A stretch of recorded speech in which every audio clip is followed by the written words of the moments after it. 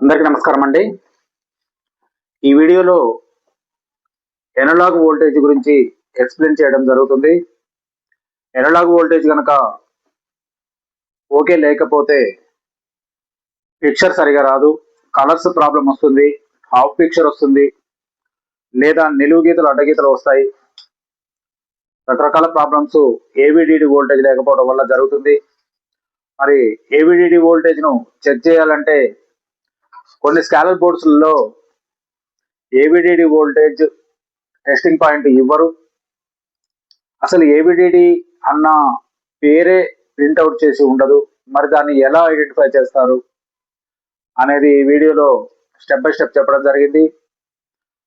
అదేవిధంగా AVDD voltage ఎక్కడ start అవుతుంది, ఎక్కడికి వెళ్తుంది, ఆ ఏవిడిడి వోల్టేజ్ చేసేటటువంటి పని ఏంటిది అనేది ఈ వీడియోలో స్పష్టంగా చెప్పడం జరిగింది.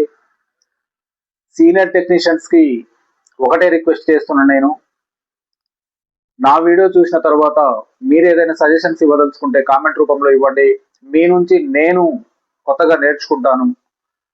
టెక్నాలజీ అనేది ఎవరి సొంతము కాదు, టెక్నాలజీ అనేది ప్రతి ఒక్కరిది. కాబట్టి సీనియర్ టెక్నీషియన్స్ ను నేను రిక్వెస్ట్ చేస్తున్నాను.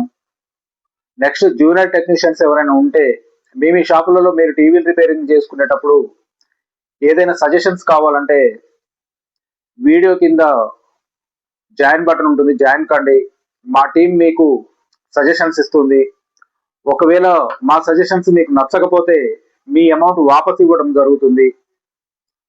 అదేవిధంగా ఈ వీడియోలో ప్రతి విషయాన్ని కూలంకషంగా ఏవిడిడి వోల్టేజ్ గురించి, అనలాగ్ వోల్టేజ్ గురించి తెలియజేయడం జరిగింది.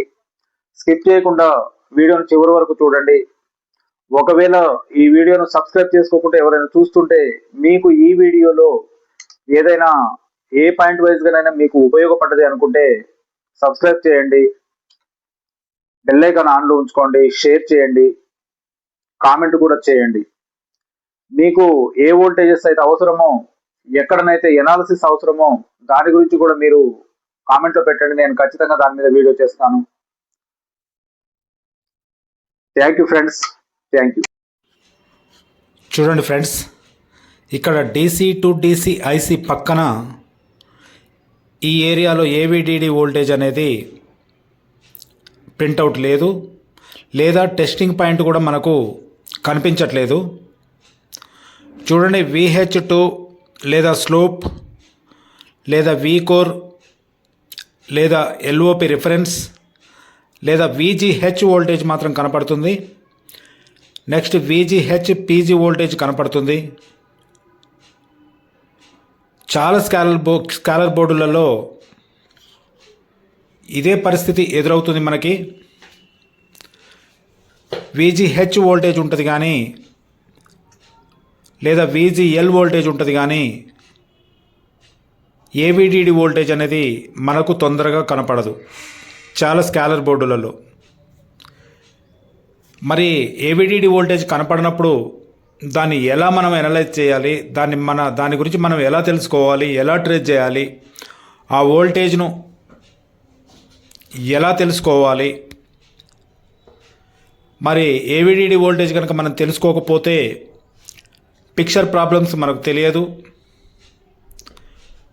ఇక్కడ VGL వోల్టేజ్, VGH వోల్టేజ్ గురించి అయితే మనకు బాగా అవగాహన ఉంటుంది. మరి ఏవిడిడి వోల్టేజ్ ఏం చేస్తుంది అనేది మనకు సరిగా తెలియనప్పుడు మరి మనము టీవీని కూడా రిపేరింగ్ చేయలేము. కాబట్టి ఖచ్చితంగా స్కాలర్ బోర్డు మొత్తము వెరిఫై చేసి AVDD voltage point, testing point ఎక్కడైనా ఉన్నదా లేదా అనేది మనం చెక్ చేసుకోవటము మన ప్రథమ కర్తవ్యము. స్కాలర్ బోర్డు మొత్తం వెరిఫై చేసిన తర్వాత కూడా ఏవిడిడి వోల్టేజ్ అనేది ఎక్కడ కూడా కనపడకపోతే మనము ఏం చేయాలనేది ఈ వీడియోలో ఇప్పుడు నేను మీకు చెప్పబోతున్నాను. చూడండి, ఎక్కడ కూడా ఏవిడిడి వోల్టేజ్ ఒక ఆనవాళ్ళు కనపడట్లేదు చివరి వరకు కూడా స్కాలర్ బోర్డు మొత్తంలో. ఈ ఒక్క స్కాలర్ బోర్డే కాదు ఫ్రెండ్స్, చాలా స్కాలర్ బోర్డులలో ఏవిడిడి వోల్టేజ్ మనకు తొందరగా దొరకదు. కాబట్టి మనం దాన్ని ఎలా ట్రేస్ చేయాలి, ఎక్కడ మనం దేవలాడాలి అనేది మీకు ఇప్పుడు దాని గురించి పూర్తిగా వివరించబోతున్నాను. ఫ్రెండ్స్, చివరి వరకు స్కిప్ చేయకుండా చూడండి. ఇందులో ఏదైనా పాయింట్ ఆఫ్ వ్యూలో మీకు ఉపయోగపడ్డది అంటే సబ్స్క్రైబ్ చేయండి, లైక్ చేయండి, బెల్ ఐకాన్ ఆన్లో ఉంచుకోండి.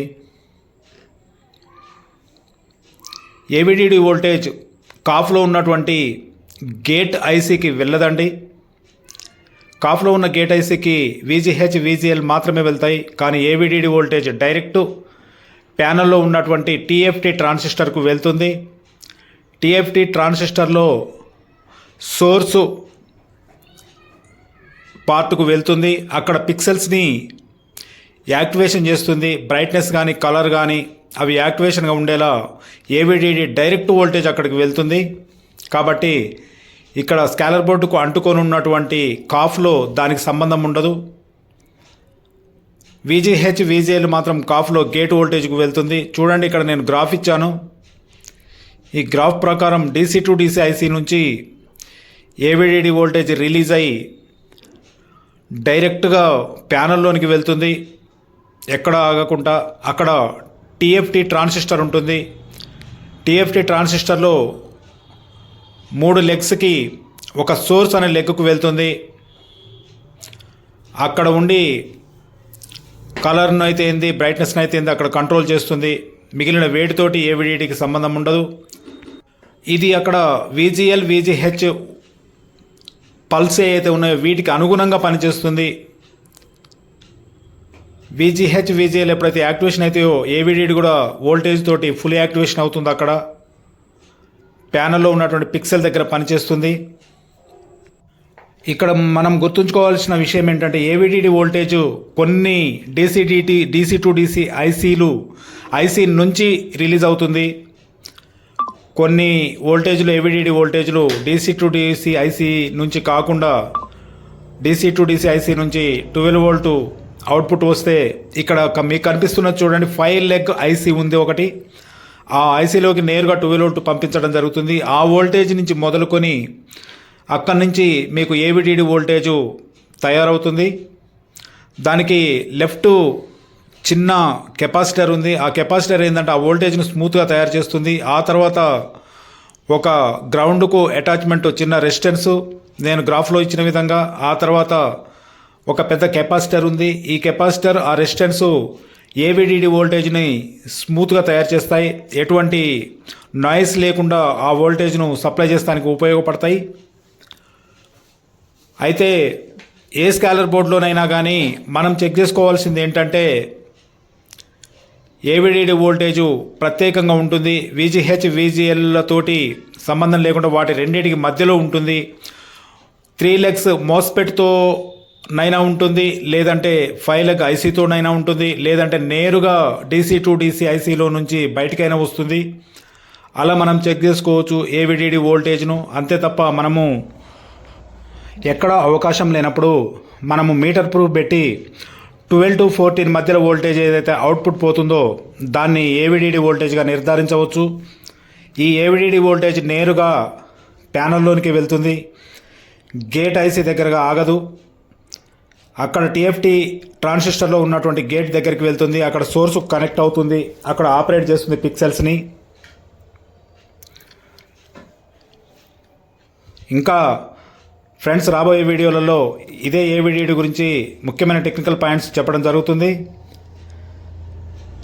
ఈ వీడియోను స్కిప్ చేయకుండా ఇంతవరకు చూసినందుకు ప్రతి ఒక్కరికి ధన్యవాదాలు తెలియజేసుకుంటున్నాను.